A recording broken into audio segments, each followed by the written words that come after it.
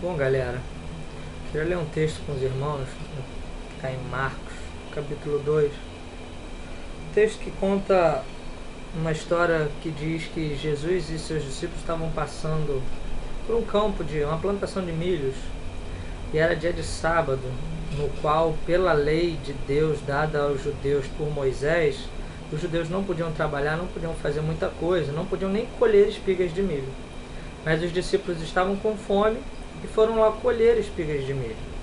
Então, alguns religiosos, alguns fariseus, eles chegam para Jesus e dizem assim: poxa, eles estão fazendo o que é ilegal, a lei de Deus proíbe isso. Por que eles estão fazendo isso? Por que eles estão indo contra a religião? Por que eles estão indo contra o mandamento de Deus? E aí o que Jesus responde está no capítulo 2 de Marcos, no versículo 25. Jesus lhe respondeu: vocês nunca leram o que fez o rei Davi quando se encontrou em necessidade e teve fome? O que ele fez com seus companheiros? Não viram que ele entrou no templo de Deus, no templo do sumo sacerdote Abiatar, e comeu o pão sagrado, o qual não é lícito comer, apenas os sacerdotes podem comer. E ele também deu aos que estavam com ele. Não leram tais coisas? E acrescentou mais: o sábado foi estabelecido por causa do homem, e não o homem por causa do sábado. Essa frase é muito poderosa, porque ela deixa visivelmente estampado na cara de qualquer um que saiba ler que a lei foi feita para o benefício do homem e não o homem para o cumprimento da lei. Mas a religião é assim, ela se torna um fim nela mesma. Os homens da religião vivem para a religião, de modo que esses homens aqui, eles ficariam felizes se os discípulos morressem de fome, mas morressem cumprindo a lei. É como você virar para uma pessoa que trabalha de forma ilícita e ilegal e falar para ela assim: meu irmão, Deus não se agrada desse trabalho, larga esse trabalho e que se dane se os teus filhos vão morrer de fome, mas larga esse trabalho. O homem religioso, ele está sempre apontando o erro de acordo com o mandamento de Deus, mas nunca está abrindo uma porta de livramento, nunca está oferecendo um novo caminho, nunca está ensinando como se deve caminhar. Ele vive para criticar. E aqui nesse texto a gente vê que Jesus está dizendo: para, gente, para. Vocês não viram o que o grande rei Davi fez? O homem segundo o coração de Deus, quando teve fome, invadiu o lugar santo, pegou a comida santa e comeu. Sabe por quê? Porque ele teve fome. Ah, mas não era contra a lei de Deus isso? Era. Esse pão sagrado não deveria ser comido só pelos sacerdotes? Deveria. Mas ele não estava nem aí. Ele pensou: bom, eu vou morrer. Será que Deus se importa com a minha morte menos do que com o cumprimento dessa lei, desse rito? Bom, vou pagar para ver. Se eu ficar aqui eu vou morrer, se eu for lá eu vou comer e vamos ver se Deus me mata.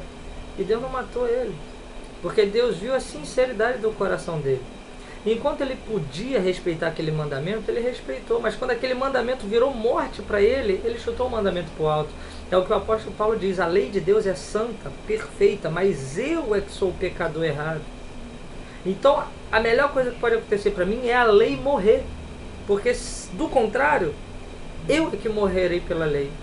E louvado seja Deus que fez Cristo vir e cumprir a lei por nós, encravando todo o escrito de dívida na cruz. A lei foi cravada na cruz para que eu não fosse mais visto como devedor, antes tivesse nele o meu penhor.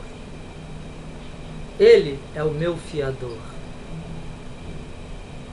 Mas aqui a gente ainda está falando sobre leis de Deus, sobre mandamentos de Deus.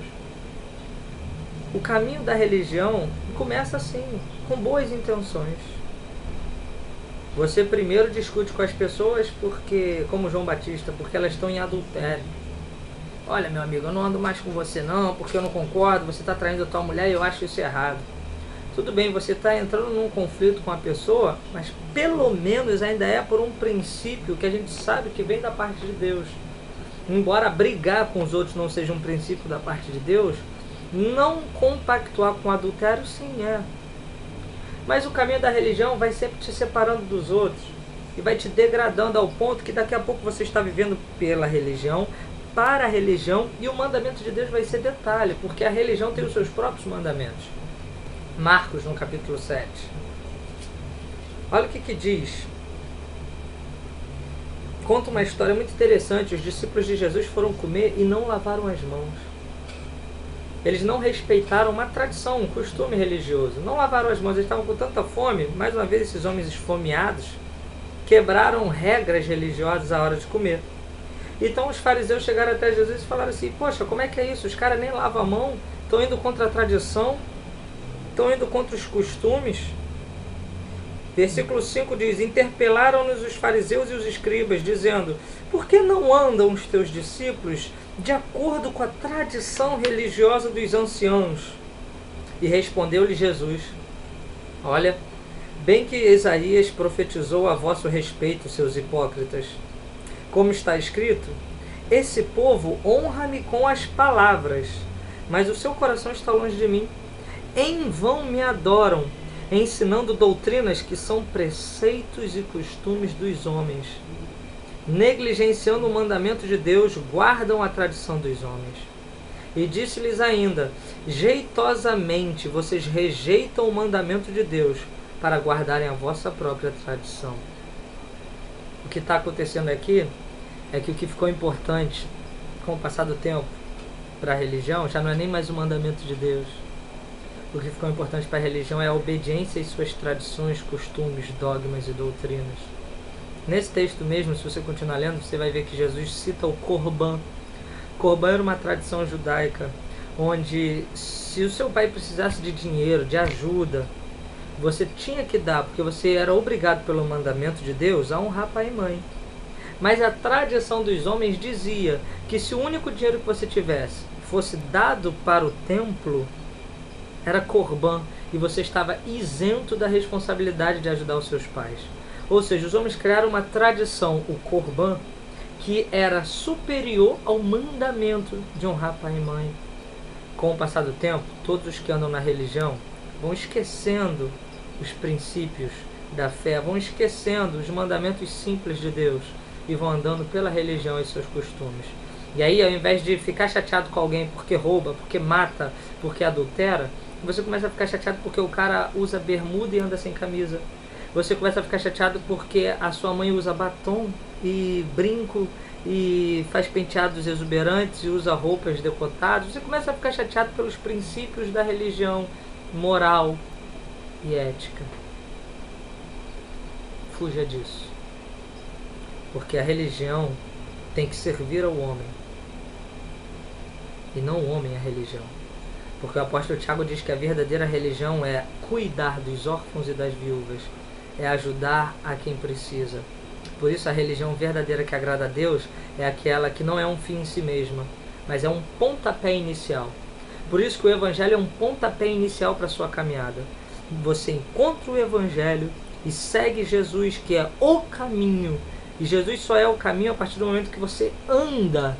Porque se você está parado, ele não é um caminho, ele é uma estação fixa. Mas o Evangelho é para quem quer andar, é para quem quer caminhar. O Evangelho é para quem tem o mandamento para si como benefício e não como regra que enclausura a alma. Porque o Evangelho faz você entender que, na verdade, todos os mandamentos se resumem em amor. Amar a Deus, amar ao próximo, amar a si mesmo, amar a vida. Por isso, no Evangelho, tudo que você faz traz vida para o próximo, ao invés de enclausurá-lo em leis. Jesus não nos chamou para ser advogados da lei divina. Nos chamou como réus dela a sermos perdoados pela misericórdia dele e andarmos em novidade de vida, carregando graça, carregando perdão e misericórdia. Mas isso é para quem não tem compromisso com a religião, nem com a autoglorificação, nem com a justiça própria. Isso é para os que entendem que são pecadores e precisam da graça de Deus. Dorime interrimo